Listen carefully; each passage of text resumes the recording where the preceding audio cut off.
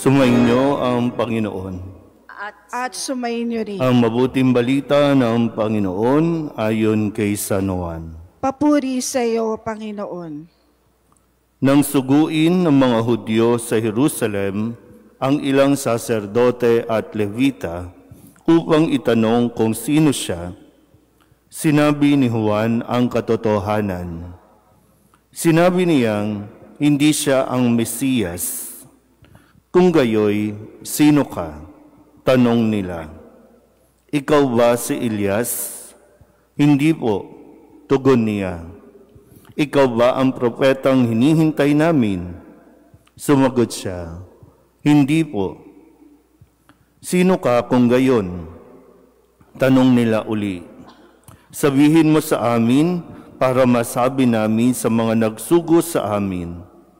Ano ang masasabi mo tungkol sa iyong sarili? Sumagot si Juan, ako ang tinig ng isang sumisigaw sa ilang. Tuwirin ninyo ang daraanan ng Panginoon. Ang propeta Isaías ang may sabi nito. Ang mga nagtanong ay sugo ng mga Pariseyo. Muli nilang tinanong si Juan, bakit ka nagbibinyag? Hindi pala naman ikaw ang Mesiyas, ni si Elias, ni ang propeta. Sumagot siya, ako'y nagbibinyag sa tubig, ngunit nasa gitna ninyo ang isang hindi ninyo nakikilala. Siya ang susunod sa akin. Subalit hindi ako karapat-dapat magkalag man lamang ng tali ng kanyang panyapak. Ito'y nangyari sa Betanya, sa ibayo ng Jordan na pinagbibinyagan ni Juan. Ang mabuting balita ng Panginoon. Pinupuri ka namin, Panginoong Hesukristo. Isang magandang umaga po sa inyong lahat. Ikalawang araw ng taong 2025 at sa gabay ng mga obispo at mga pantas na sina San Gregorio at San Basilio, nawa ay atin pong lubusang ding maunawaan ang ipinahayag sa atin ng mga salita ng Diyos sa araw na ito. Ikalawang araw, nagabay natin para sa taong 2025. Sa puntong ito ba ng ating buhay ay masasabi nating kilala na natin ang ating mga sarili?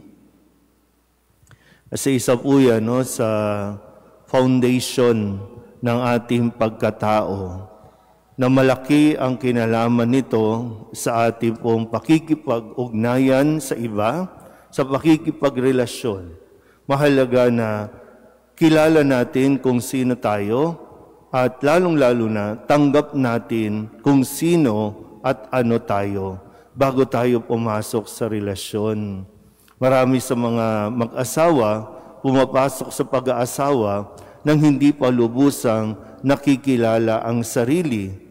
At kung hindi niya makikilala ang kanyang sarili, doon magko-conflict yung kanilang relasyon. Maging sa kung saan mang aspeto, sa trabaho, pag nag-a-apply nga tayo ng trabaho, kailangan maipakilala mo ang iyong sarili. Kailangan maibida mo ang iyong sarili. So mahalaga na alam natin kung sino tayo o ano tayo. Kaya nga sa ating Ebanghelyo, binibigay itong halimbawa ni San Juan Bautista. Pwede niyang samantalahin sana yung pagkilala sa kanya ng mga tao. Ikinukumpara siya kay Elias, ikinukumpara siya sa isang magaling na mga propeta, pero malinaw kay Juan Bautista kung sino siya. Pwede niyang i-claim, Pwede niyang i-claim na, ako yan. Pwede niya rin niya i-claim na ako ang tagapagligtas kasi marami siyang tagasunod, maraming naniniwala, pero hindi niya pwedeng lokohin ang kanyang sarili. Alam niya kung ano ang kanyang identity o ang pagkakikilanlan at kung ano ang kanyang misyon sa mundong ito. Kaya nawa, hindi ko alam kung Kaya mahalaga po na pinapalalim natin din ang ating pananampalataya sa pamamagitan ng pagkilala kay Jesus. Kaya sisimulan natin ulit. No, ipinanganak si Jesus at natunghayan natin ito nung ipagdiwang natin ang kanyang kapanganakan at unti-unti kikilalanin pa natin siya sa mga susunod pang mga araw. Hindi tayo ang tagapagligtas. Bagamat minsan dumarating sa punto yung na lumalabas sa atin yung pagiging Mesaya o Messianic karakter natin, na pakiramdam natin, tayo ang makakapagligtas sa mundong ito. Pakiramdam natin, tayo ang kailangan sa mundong ito. Yang marami sa mga may kapangyarihan sa ating gobyerno, ang napakatagal nang naririyan dahil ang paniniwala nila, sila ang magbabangon, sila ang aahon sa bansa natin. Tayo din, no? Minsan dumarating ito sa atin na, ay, ako ang magliligtas sa parokyang ito. Kailangan ako ng parokyang ito. Sa kasawiang palad, imbis na makabuti, nakakagulo tayo sa simbahan. Dahil lang nakakalimutan na natin, hindi tayo, kundi si Kristo ang dapat nating naipapakilala. Si Kristo ang dapat na naririnig sa atin, hindi ang ating mga sarili. At paalala na din, na kasabay din ng paalala ni San Juan sa kanyang sulat, mag-ingat tayo. Dahil marami ang magpapanggap, marami ang magsasabing sila ang Mesiyas.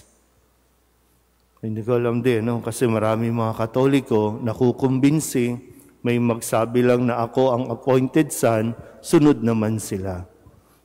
So iisa lang, iisa lang si Kristo. Iisa lang ang anak ng Diyos, iisa lang ang Mesiyas.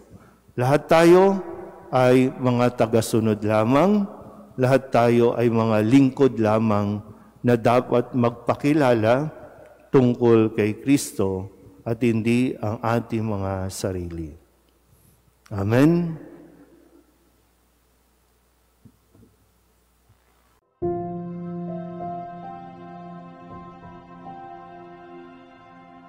Thank you.